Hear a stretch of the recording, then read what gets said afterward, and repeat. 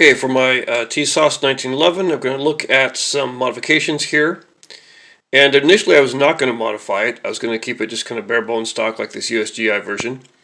But can't quite move away from modifying things just a little bit, maybe to make it a bit more comfortable or just a bit more particular to what I like. And what I'm going to do is I'm going to look at the grips. Now, the grips here that it comes with are these plastic textured grips, and they of course simulate the original ones, which would have been wood. But I'm going to try some different grips here, and you can find quite a few of these out there. And the ones I'm looking at are these right here. You can find these on eBay, you can find these on Amazon. Obviously, you can spend a lot of money on grips. You can get these for probably under $20. They're listed as flat dark earth. And I was really wanting something kind of brown, but just to give you a comparison here, I'm not sure what we can see with this, but here we have actually flat dark earth. So this is an FDE grip on a carry pistol here, and you can see these are a bit browner, a bit darker. So I would call these more of a brown, not really coyote, but a bit more. Oh, there's a nice bang there. A bit more of a sort of a match for the brown that you have, which I was looking to not get too far away from here. So I kind of like these. You can see right here they're sort of a hard plastic on the inside and a bit of a dense rubber on the outside. So I might like this grip a little bit. And I'm also looking at one of these here as well. And I think Hogue makes these, and other places do. But basically it's like a little finger groove that goes on this edge of the grip right there. And you see what they do is they will go underneath your grips with sort of like this little thin material, and this is very rubbery right here. So I think this could be a nice little sort of upgrade or change, and not going too far away from the original look of the USGI model.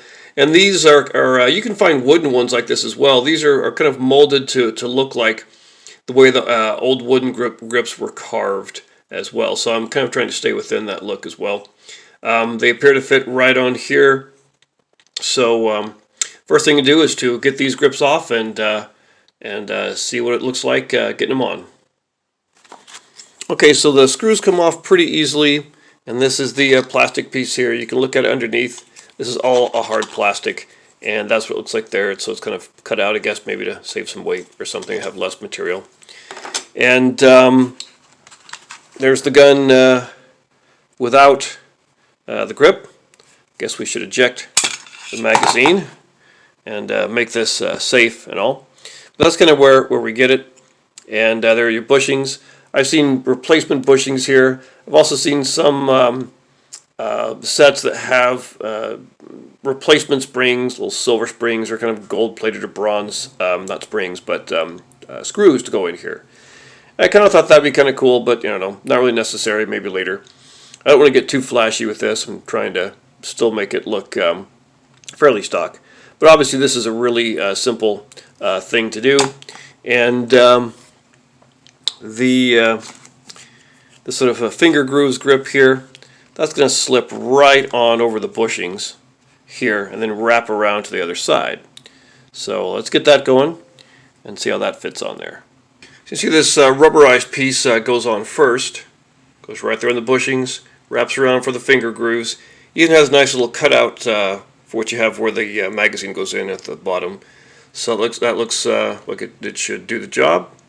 And so now we just need to take the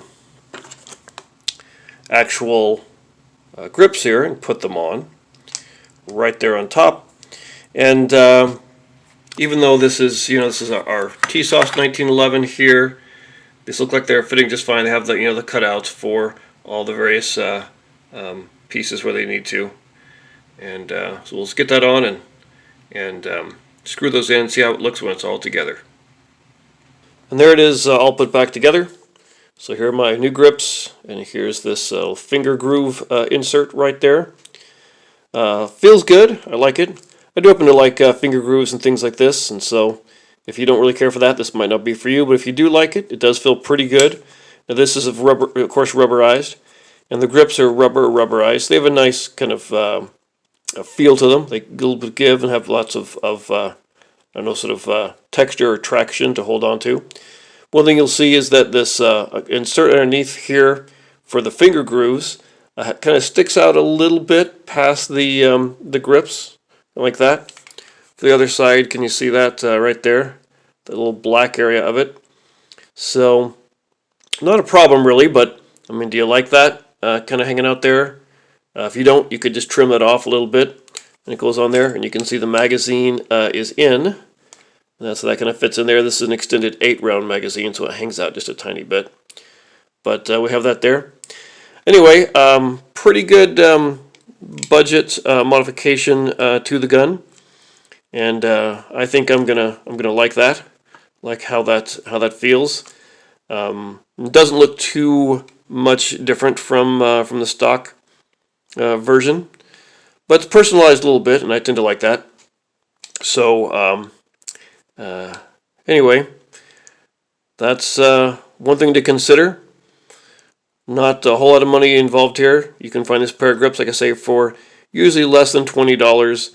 And then the finger groove inserts online are about, $12 or so. So there's my new little modification to the Tisas 1911.